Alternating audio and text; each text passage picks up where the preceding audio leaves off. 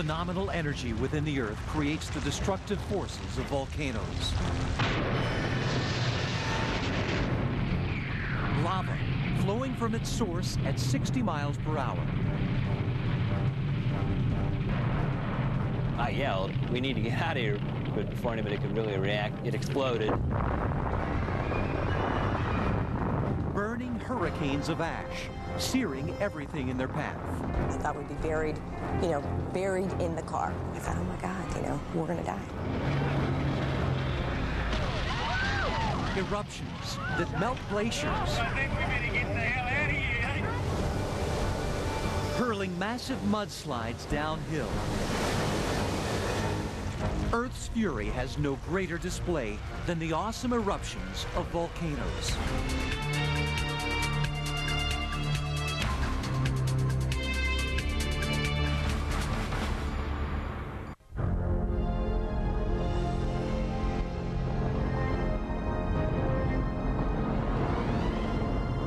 Volcanoes are pipelines to the fiery interior of the Earth.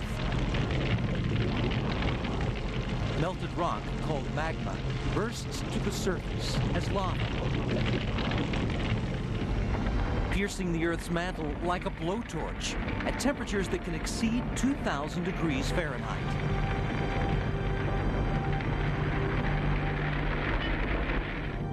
Hawaii, the largest of the Hawaiian Islands, is constantly being shaped by lava. Gases escaping under pressure create enormous lava fountains that can shoot 2,000 feet into the sky, sending glittering cascades down steep slopes. Of the estimated 1,500 active volcanoes in the world, 2 are on Hawaii. Mauna Loa has risen over 5 miles above the seafloor through eruptions over several million years. But Kilauea has been the most active this century, drawing millions to this spectacle of Earth's fury.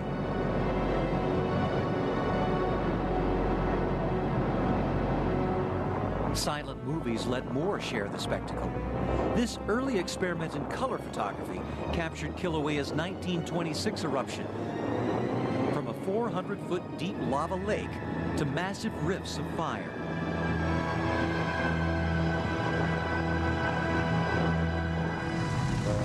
Science has also long been drawn to Kilauea.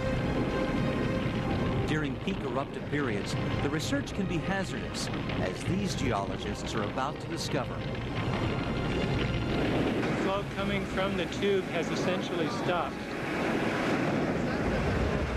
Suddenly, the backed-up lava overflows in a giant red-hot wave. We gotta get out of here. Get out of here. Come on. Hey, George.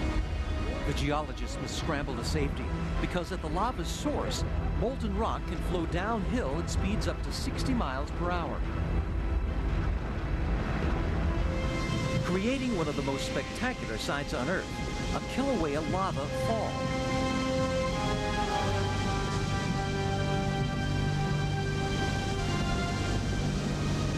As these rivers of lava cool, a crust forms over the top, creating tubes that can continue underground for miles. Volcanologists keep track of activity in these tubes all over Kilauea. A general rule of thumb is if you can approach lava this close, you can step on it.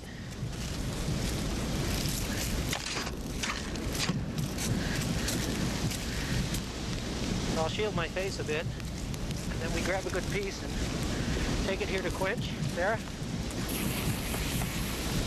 Scientists like Thornburg get closest to lava while taking samples, which they quickly cool. The resulting crystals reveal what the lava's temperature was when collected and its chemical content.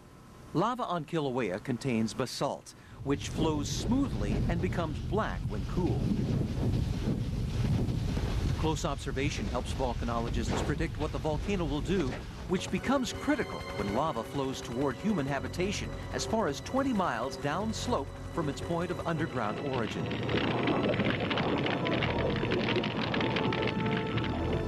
By now, it's cooled enough that its speed can be measured on foot. But nothing can stop its destructive force.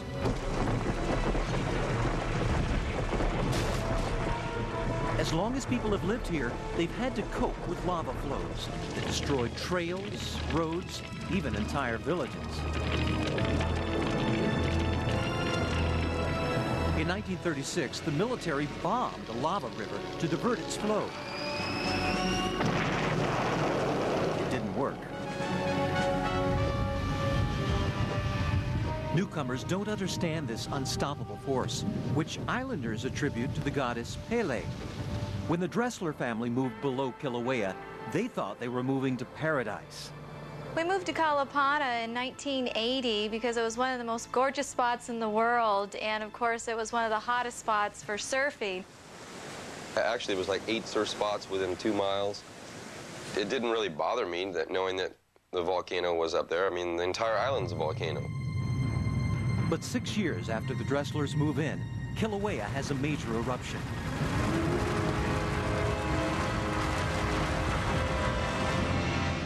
Red-hot lava flows miles downslope, destroying 17 homes in the Dressler neighborhood.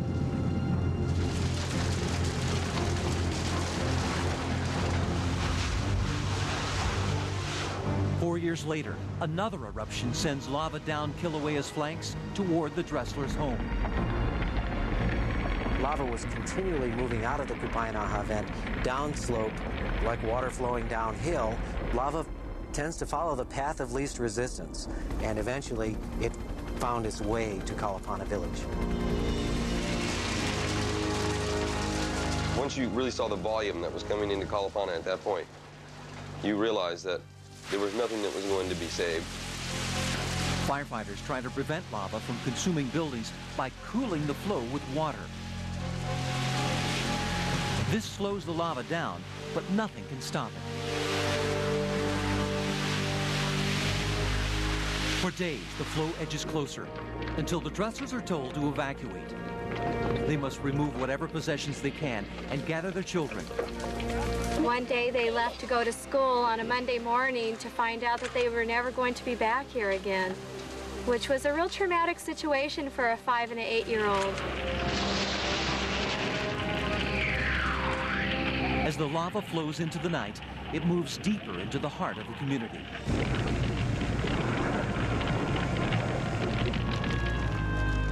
The Dresslers join a vigil as their neighbor's house is burned.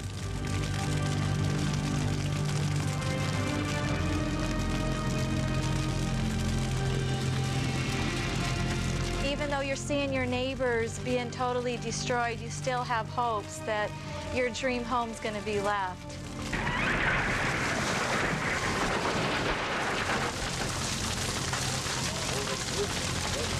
But all hopes are dashed 3 days later as lava enters the Dresslers' yard, slowly creeping toward the house itself. There's the house. No zoom. Here's the lava. Coming in, filling the yard up. There goes the house, right there.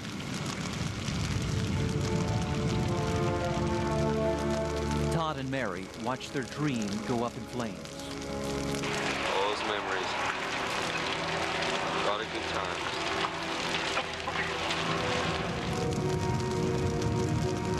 There are times you're going to be overwhelmed by a feeling of sadness, and you fight that.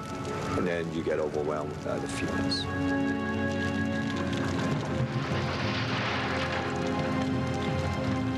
In the end, even the Dresslers' beloved beach is consumed by lava. The people in Kalapana should have had some idea that their properties were at risk. People who live in the shadow of a volcano should certainly be aware of the risks involved in that environment. I often think of people, they go, well, wow, why did you live down there, you know? And I look at them and I say, you guys missed it. Because it was the best place on earth you could ever live in, and had some of the best surf on earth that you could ever surf. It was just an all-around the best place you could ever be.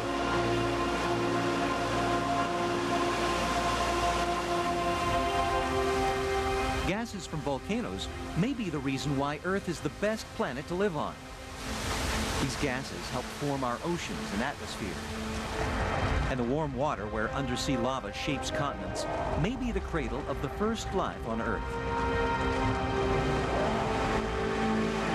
But the beautiful places created by volcanoes can draw people to a danger that kills much more quickly than lava.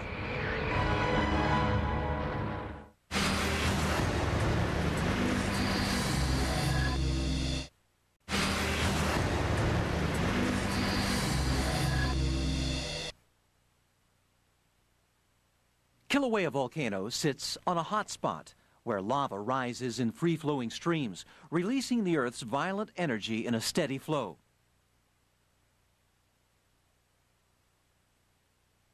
But most volcanoes are formed where the Earth's crustal plates grind beneath each other. The magma rising to the surface here is sticky and full of gases.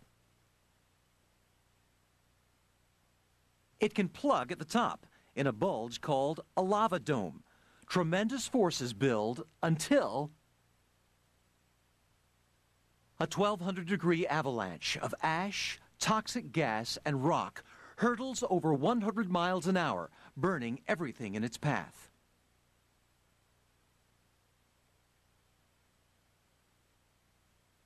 Volcanologists call this pyroclastic flow.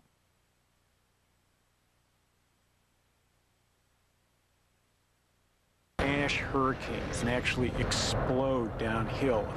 I think amongst volcanologists, these are the most feared kinds of eruptions that we have.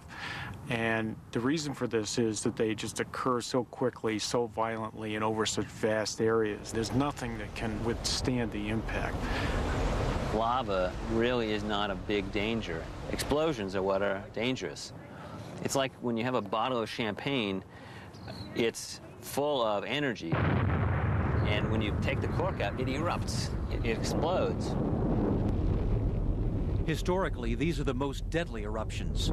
When Italy's Mount Vesuvius erupted in 79 AD, a pyroclastic flow roared with no warning into Pompeii.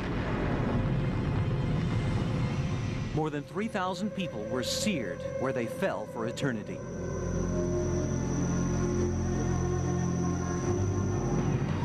Still larger ash eruptions in the past have blocked the rays of the sun, triggering climatic changes and mass starvation.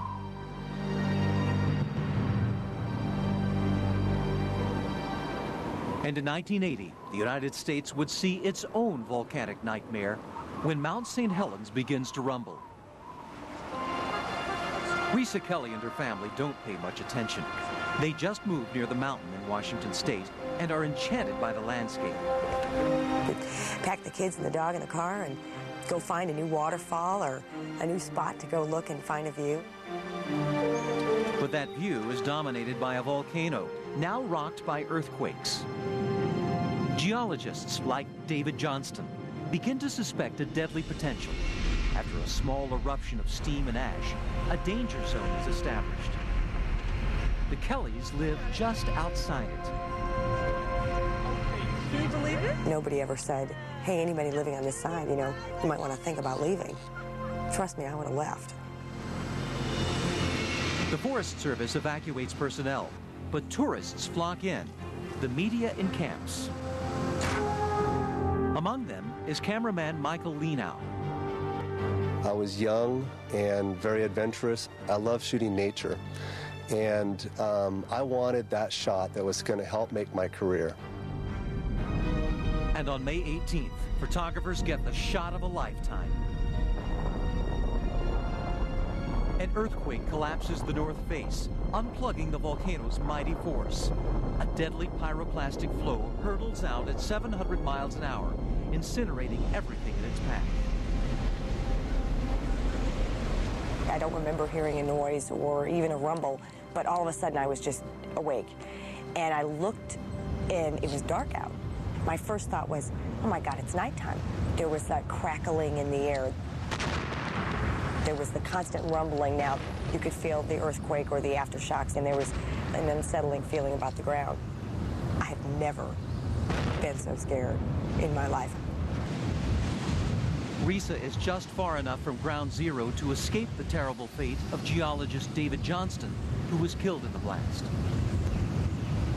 But as the eruption continues, survivors are lost in a choking black blizzard. Another cameraman, David Crockett, records the nightmare. Oh, dear God. My God, this is hell. I just can't describe it. It's pitch black. Just pitch black. This is hell on earth I'm walking through.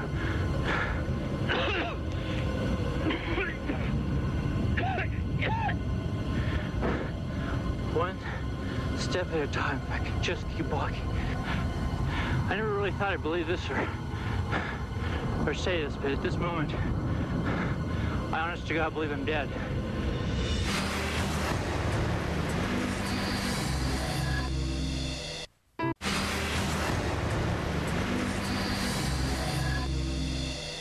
Mount St. Helens is erupting, and Risa Kelly and her family decide to make a run for safety. It was so Alfred Hitchcock-like. Everything just looked like death. We were as close to the mountain as we could get on this road, and the ground started rumbling again. I thought we'd be buried, buried in the car. The car was our casket, and we were being buried with the ash. I thought, oh my God, we're gonna die. But as much as the Kellys want out, Michael Lenow and a camera crew want in. They enter the danger zone of the still unstable volcano. And our plan was to meet up with our helicopter later that afternoon, but heavy magnetism in the ash caused our compass to go berserk, and we just walked around in circles. With all the landmarks obliterated, the crew is lost beneath the rumbling volcano in the high-altitude cold. First night, we just kept hiking to keep warm, and there was a full moon, so we just kept hiking through the night.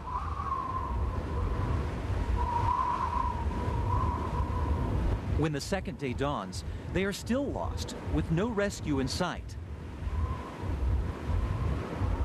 But the worst is yet to come. Another major eruption hits as a storm blows in.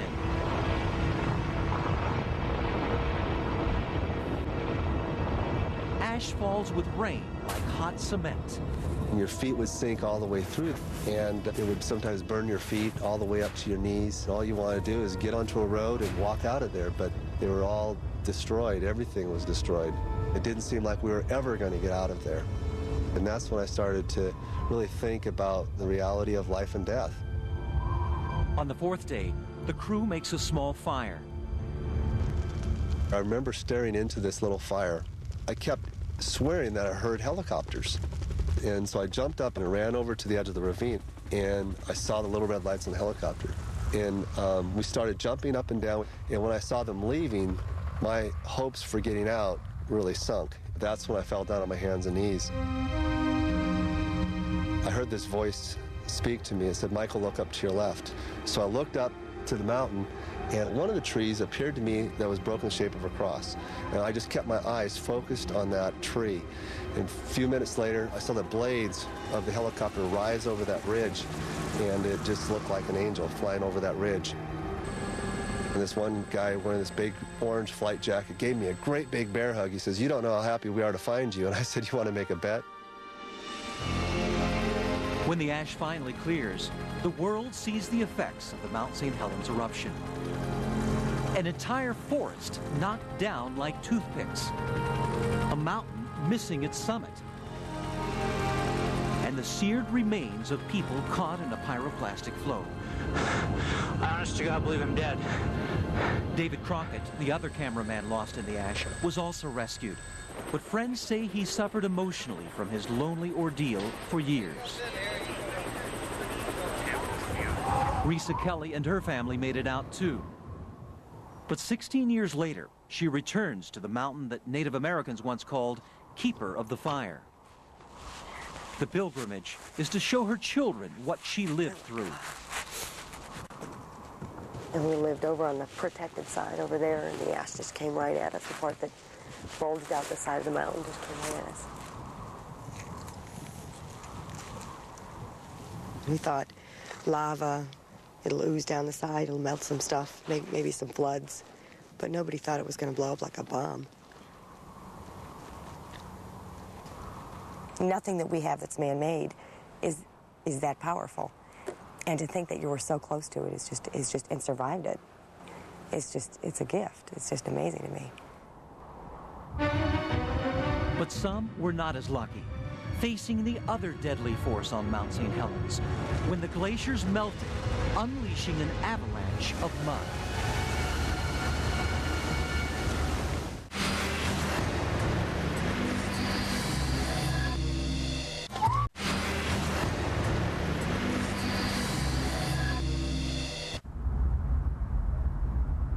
Like many towering volcanoes, Mount St. Helens had a summit covered with ice.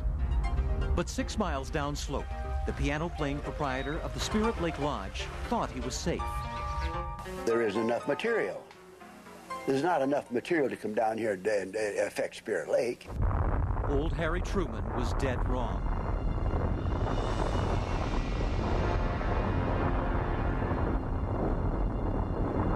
As the mountain erupts, the ice and snow flash melt.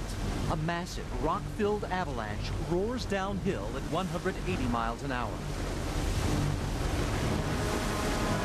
Within 4 seconds, it obliterates Harry's lodge, burying him under 150 feet of rubble. The massive mud flow heads down a river valley. By now, it contains an entire forest. Mountain homes are swept away as it roars downstream on a 50-mile path of destruction.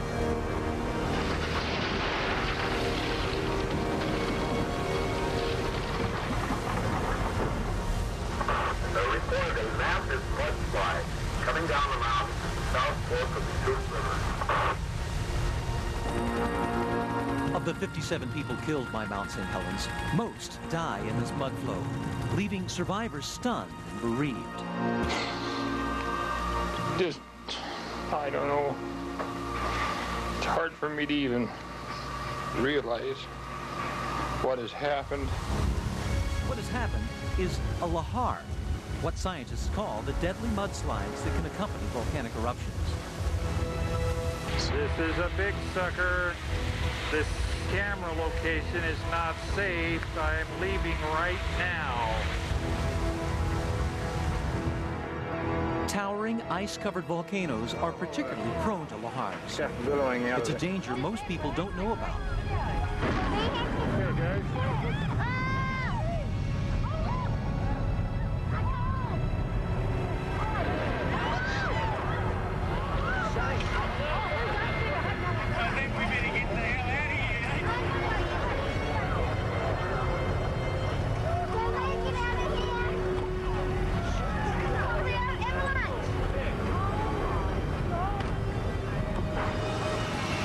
The family was lucky.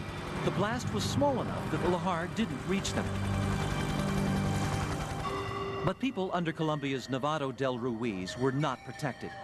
They lived in a valley beneath the volcano, despite frightening legends. Used to call Nevado del Ruiz Sleepy Lion, El León Dormido. And the old people used to say, well, one of these days the Sleepy Lion is going to wake and things are going to happen.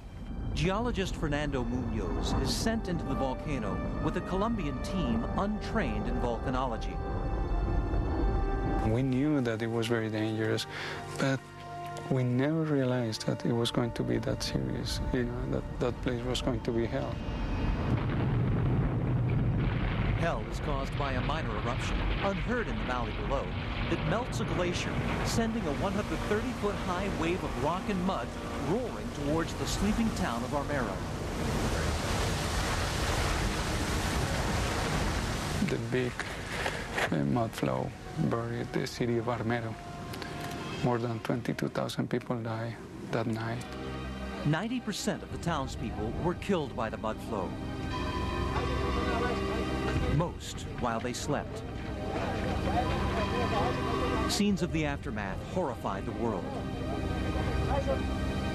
The dead, interred in sludge as thick as concrete. The living, trying to get out. Their loved ones unable to help. Agonizing rescues went on for weeks as relief workers flew in from all over the globe. And volcanologists like Stanley Williams arrived to assess what had happened. I talked to survivors, those people who had walked a very short distance out of town, and when that mud flow arrived at town, we were able to calculate that it was a wall about 50 meters high, moving about 45 kilometers per hour out of the deep canyon. It wasn't until residents of Armero began to bury their dead that the legend of the lion sunk in. Armero had been buried by a mudflow only 140 years earlier, but was rebuilt on the same site. People said, okay, nothing has happened here for centuries, but people forget in the future there will be problems. Volcanologists were quickly asked, are there other potential Armeros? The answer is yes. 500,000 people are within reach of lahars from Mexico's Popocatépetl. And America's Cascade Range, which includes Mount St. Helens, has more dangerous volcanoes. The picturesque backdrop to Seattle, Mount Rainier, is the most likely to cause deadly lahars.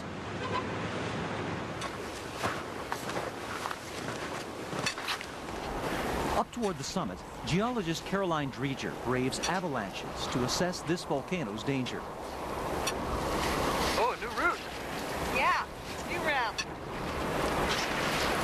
More than 20 glaciers exist at this altitude, so high that it's a training ground for Everest expeditions. We're on a hot volcano, and yet we have lots of snow and ice here. In fact, we have enough snow and ice to fill the Seattle Kingdom about 2,300 times. That's just permanent snow and ice. But the volcano doesn't have to erupt to cause a landslide.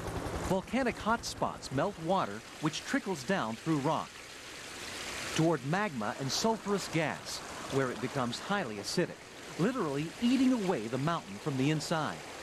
When the rocks are chemically altered, they're weakened, they're unstable, and because of that, we've had some very, very large landslides on Mount Rainier in the past. This computer animation recreates an eruption that occurred about 5,000 years ago, when one whole side of Rainier collapsed, sending a 600-foot-high mud flow rocketing down the White River Valley at 50 miles an hour. Native American legends tell of more recent mudflows, and the remains are still obvious in the floodplains beneath Rainier.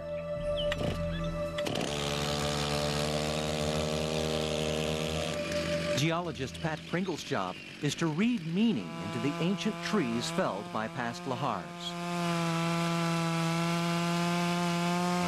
What we find are deposits that contain Mount Rainier grains in them.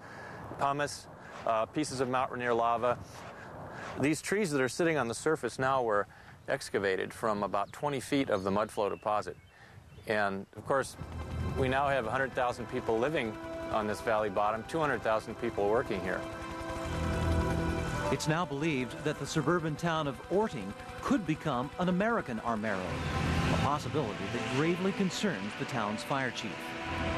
It's like it's that sleeping giant sitting up there, and we are in its path, and should we have another event, it would definitely impact this area. And now there are people living in the way, and we have to prepare for that. Well, Part of Chief Scott Fielding's preparation is consulting with lahar experts like Pat Pringle to decide how to protect the town's citizens. And this is kind of a wiggle matching thing here, but you can... I am believing what they're showing me because they have the proof now that shows me that that mountain is in a condition now. It could do something that would affect us. The mountain will, and it could at any time. When we do have a volcanic eruption, we're bound to have red-hot rock rolling across the surface, melting snow and ice, and these pyroclastic flows will transform into lahars. Orting is only 50 miles as the crow flies from Mount St. Helens, and people will never forget that mudflow. I could only guess what would happen if it was really serious. I don't think you'd have much time to do much of anything. And there wouldn't be any way to get out of Orting because everything crosses over a river, no matter which direction you go. So you just have to go up and hope for the best.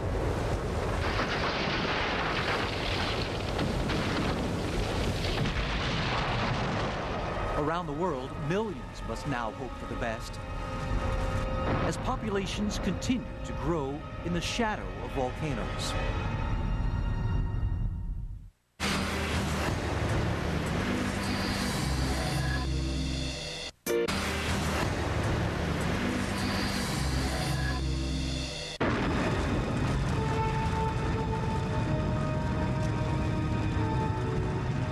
With absolutely no warning, hell is visited on the village of Heimaey, Iceland in 1973. Iceland is one of the few places on the planet where the Earth's crustal plates tear apart on land the way they do undersea. As lava flows out of a rift more than a mile long, the townspeople are evacuated by the fishing fleet, leaving their homes to destruction.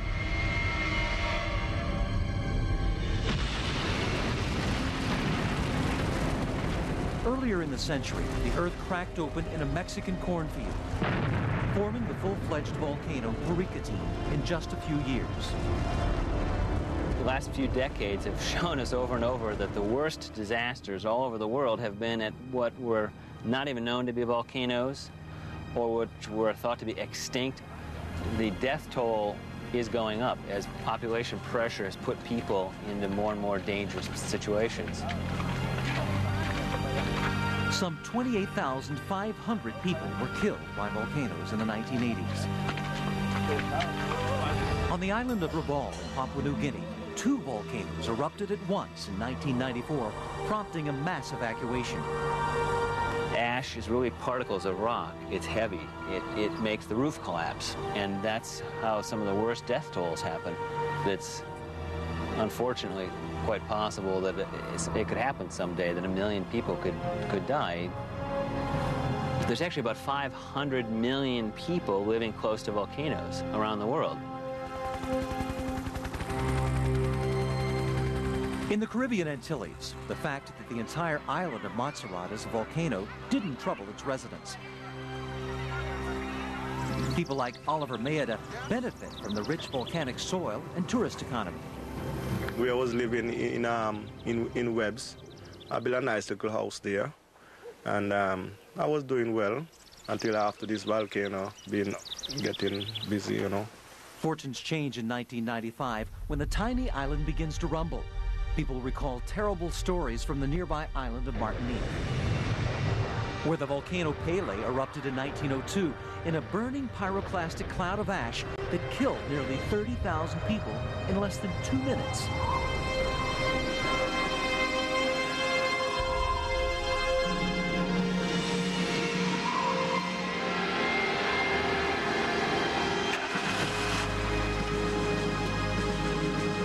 Now, volcanologists like Gil Norton arrive on Montserrat to discover that they have a similar pyroclastic killer on their hands.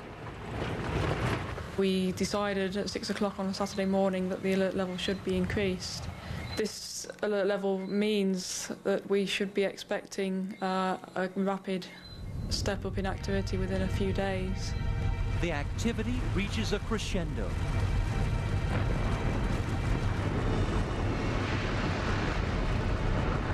We're sleeping, right? And this rumble wake us. This thing blow. And when we get up, me and my family then get up and went outside. When we look at the mountain, and the whole place was dark, lightning, all kind of fog lightning and so forth, flashing. Well, I said, this is it. We're going to die this time, man. My family began to cry. I have to tell them, cool it, take it easy. If I say I wasn't scared, I'm lying. I was shaking. In the days that follow, pyroclastic clouds spew from the mountain. Oliver's family and half the island's population are evacuated. The effects of a burning ash cloud can be seen on dwellings that stood in its path. The farmland is ruined and tourists are scared away. There's a lot of sulfur dioxide coming out of the volcano, which can be poisonous in high quantities. Various other gases as well.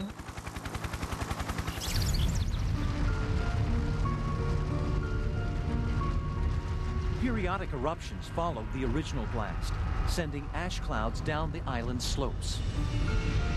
Scientists fear this may go on throughout Oliver's lifetime. The Maeda family may never go home again. There's 6 of us in this little room here. 4 kids and myself and my wife. We don't even have a bathroom. Right? We have to fill water in pails and go to the back and have a little shower in pail, which is really rough. But in Heimaey, Iceland, defiant islanders refused to succumb to the volcano's wrath. The entire village worked day and night, removing 3 million tons of ash from the downtown region alone. 3 square miles were added to the island, which is a thriving tourist community today.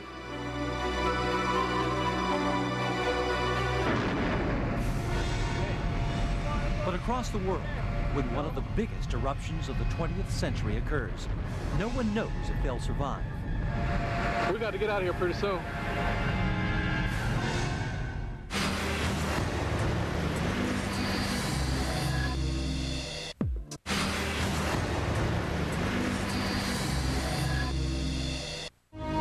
The Philippines have lured volcanologists to dangerous duty.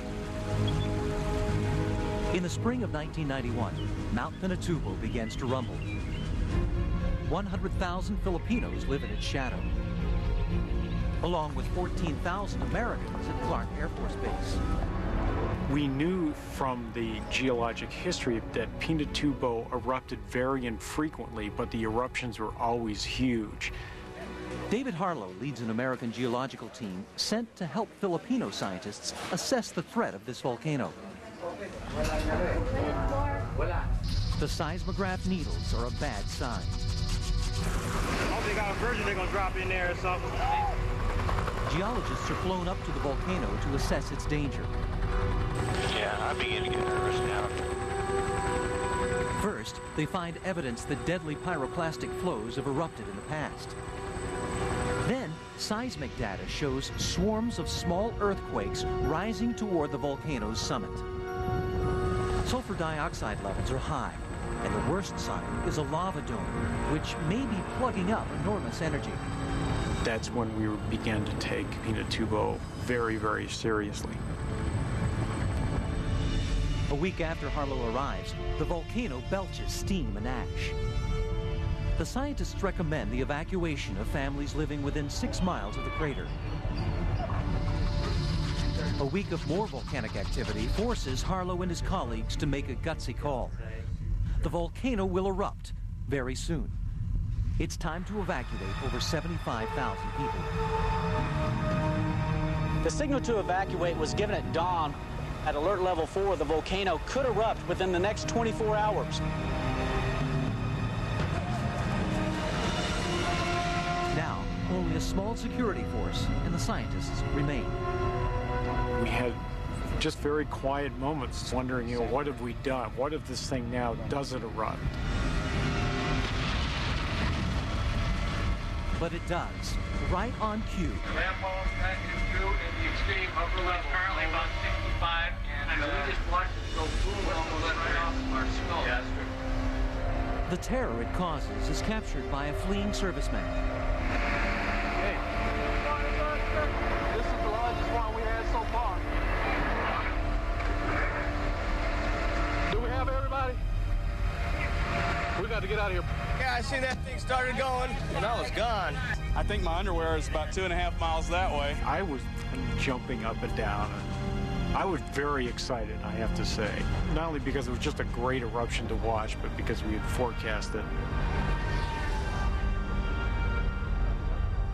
The team waits anxiously as eruptions continue for 3 days. Seismicity builds to a critical mass until Pinatubo delivers one of the largest eruptions of the 20th century. The Pinatubo eruption was the equivalent of a continuous atomic bomb. The scientists begin to retreat, then hold an emergency meeting. We decided that we had been hopelessly lacking in courage and scientific curiosity, so we moved back onto the base again to be a little closer to what was going on. The team bunkers down on the deserted base. Then seismologist Jim Morey sees something terrifying. Suddenly, the two seismographs between the volcano and our observatory went dead in succession. And so what that was indicating is probably some large flow was coming off the mountain towards us and had destroyed those seismographs. That was one of the times when I first began to think, what am I really doing here? The scientists finally retreat into an apocalypse. Ash now blocks the sun, turning day to night. We were just being pelted by cherry-sized rocks. It felt like the sky was coming down. By this time, a typhoon had come in. So not only was the eruption going on, but a hurricane was going on. There was a low roar in the background, which turned out to be this large lahar or mud flow that was going down a nearby river valley. One of my worries, though, as we were driving away was seeing all the people that were out on the streets. We actually stopped and filled up our van with people to help, as many as we could to get away from the area. As day broke, it was clear that up to 10,000 people had been saved by the prediction. The achievement of a lifetime. If I had to imagine the one thing that I wanted to contribute to the world, that was it, to be in that position at that time and place. Volcanic eruptions can happen at any time all over the globe. They are the most powerful reminder that the Earth has a will of its own. Volcanic eruptions are one of the most amazing natural events, spectacles that occur in nature. I'll never forget the feeling I had of just how humbled and totally overwhelmed I was by the whole experience. It was amazing. It was a moment that was as heavy as any moment that you ever, it's bigger than birth. It is complete. It is unchanging. And there's nothing you can do about it.